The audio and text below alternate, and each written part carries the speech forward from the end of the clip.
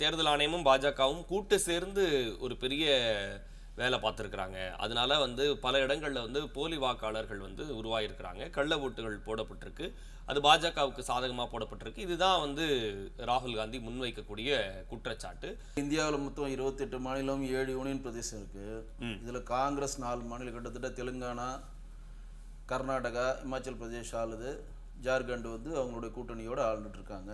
இந்த 4 மாநிலங்களிலும் காங்கிரஸ் ஜெயிச்சதும் அதுல ராகுல் காந்தி அதிலேயே கொண்டு வராரான்னு அதுல ஒரு கேள்வி வைக்கணும். ஒண்ணு, அவங்க கிட்டத்தட்ட இந்த வாட்டி ஒரு 98 எம்பி ஜெயிச்சாங்க போன நாடாளுமன்ற தேர்தல் 2024. அந்த 98 எம்பி ஜெயிச்சதுலயும் இந்த மாதிரி குளறுபடி இருக்கா அப்படின்ற விளக்கத்தை காங்கிரஸ் இருக்கவங்க கொடுக்கணும். 2, மூன்றாவது என்னன்னா, உங்ககிட்ட என்ன தரவுகள் இருக்கு? அதாவது இன்னைக்கு இந்தி கூட்டணியில மம்தா ஜெயிச்சிருக்காங்க, கெஜ்ரிவால் பஞ்சாப்ல ஜெயிச்சிருக்காரு, இங்க திமுக அவங்க கூட்டணிக்கு ஜெயிச்சிருக்காங்க, அகிலேஷ் யாதவ் கொஞ்சம் ஜெயிச்சிருக்காரு யூபியில். அவர்களெல்லாம் இதை பற்றி எதுவுமே வாயை திறக்கல.